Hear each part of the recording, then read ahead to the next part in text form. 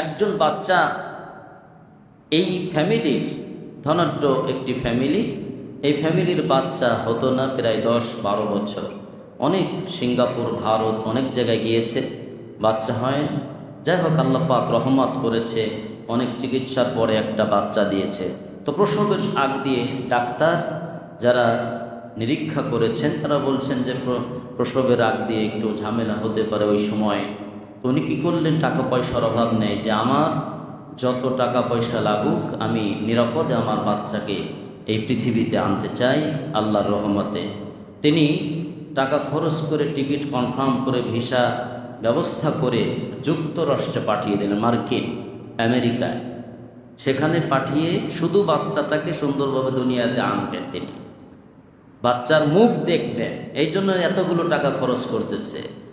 তো আমেরিকায় পাঠালেন, সুন্দরভাবে প্রসব হলো এবং সুস্থভাবে দেশে চলে আসলো। তাকে বড় করে করে আস্তে আস্তে মাইলস্টোনে ভর্তি করেছে।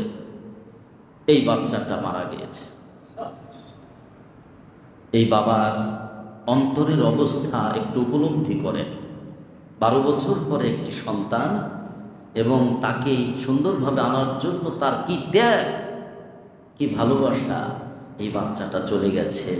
আল্লাহ পাক রব্বুল আলামিন ডাক দিয়ে বলছেন, ইয়া আইয়ুহাল্লাযীনা আমানু লা তুলহিকুম আমওয়ালুকুম ওয়ালা আওলাদুকুম আন যিকরিল্লাহ।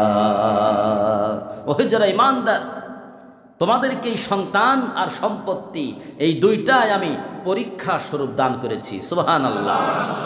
ইন্নামা আমওয়ালুকুম ওয়া আওলাদুকুম ফিতনা, নিশ্চয় আমি তোমাদের সম্পদ দিয়েছি এবং সন্তান সন্ততি দিয়ে আমি তোমাদেরকে পরীক্ষা করতে চাই। সুবহানাল্লাহ। দুটোই পরীক্ষা। আর এই পরীক্ষার মধ্যে পড়ে, সম্পদের মায়ায় পড়ে আমার আং যিকরিল্লাহ, আমার জিকির থেকে যেন তুমি গাফেল না হয়ে যাও, আমার জিকির থেকে যেন তুমি বিমুখ না হয়ে যাও, সরে না যাও। তার কারণ সন্তানের মায়ায় পড়ে অনেক মানুষ আল্লাহর জিকির ছেড়ে দেয়, সম্পদের পিছনে পড়ে মানুষ আল্লাহকে ভুলে যায়। আছে না নাই? আল্লাহ বললেন, তুমি পরীক্ষায় ফেল করতেছ। ইব্রাহিম নবীর দিকে তাকাও, তাকে সম্পদও আল্লাহ তাআলা দিয়েছিলেন। এই সম্পদ আল্লাহর নামের জিকির শোনার জন্য সম্পদ সব কুরবানি করেছেন। সুবহানাল্লাহ।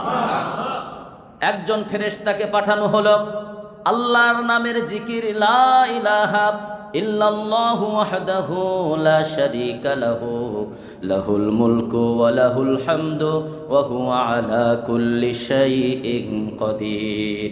কে জানো এত সুন্দর করে আল্লাহর নামের জিকির করতে করতে চলে যায়। ইব্রাহিম নবী তার পিছনে রওনা দেয়, ডাক দিয়ে বলেন, হে পথিক, হে মুসাফির, যেই জিকিরটা আল্লাহর নামে তুমি করলা ওই জিকিরটা আবার আমাকে শোনাও। বলছে, এর বিনিময়ে কি দিবা? আমি শোনাবো। বলছে, বিনিময়ে তুমি কি চাও? আমার সম্পদ দিয়ে দিলাম, আমার কাছে এখন যতগুলো ভেড়া বকরি আছে দিয়ে দিলাম, নাও। এবার আর একবার শুনল, তার মন ভরে না। আল্লাহর দোস্ত খলিল ইব্রাহিমের মন ভরে না। আবার যখন শেষ হয়ে যায় বলে, মুসাফির আবার একটু শোনাও, আল্লাহর নামের জিকির শুধু শুনতেই মন চায়। বলছে, এখন কি দেবা? আমার বাড়িতে যা আছে সব দিয়ে দিলাম, আবার শোনাও। এবার শোনানো হয়ে গেল, আবার শুনতে চায়। এইবার মুসাফির বলে, এখন তোমার বাড়ির সম্পদ শেষ, এখন তুমি আমাকে কি দিবা? আল্লাহর খলিল ইব্রাহিম বললেন, আমার যত বছর হায়াত আল্লাহ রেখেছেন এই হায়াতটুকু পরিমাণ আমাকে তুমি দাস বানাও, আমাকে তুমি কামলা হিসাবে নিয়ে নাও, তারপরেও তুমি আল্লাহর নামের জিকির শোনাও। ইব্রাহিম নবী সম্পদ দিয়ে আল্লাহর পরীক্ষায় পাশ করেছেন। সুবহানাল্লাহ। এবার ফেরেশতা চলে যায়, আপনার খলিল তো পাশ। এবার আর একটা পরীক্ষা সন্তান দেয়া। ৮৬ বছর পরে চাঁদের থেকেও সুন্দর একটা ফুটফুটে সন্তান সাইয়্যিদুনা ইসমাঈল আলাইহিস সালামকে দিয়ে দিলেন। বড় হলো, বৃদ্ধ বয়সে ইব্রাহিম নবীর সহযোগিতা করলো। ফেরেশতারা বলে এবার পরীক্ষা নিয়ে দেখেন। আল্লাহ বললেন পরীক্ষা শুরু। পরীক্ষা দিতে বললেন সন্তানকে কুরবানি দাও, সন্তানকে কুরবানি দাও। একটা বারো ইব্রাহিম নবী আর্গুমেন্ট পেশ করে নাই কেন সন্তানকে কুরবানি দিতে হবে। এ দিয়ে তোমার ভান্ডারে তো অভাব নেই গো আল্লাহ, তুমি তাদেরকে ধৈর্য ধারণ করা তৌফিক দাও। সবাই বলেন আমিন। যারা মুসলিম আল্লাহ তাআলা যেন তাদেরকে শহীদ হিসাবে আল্লাহ কবুল করেন। সবাই বলেন আমিন।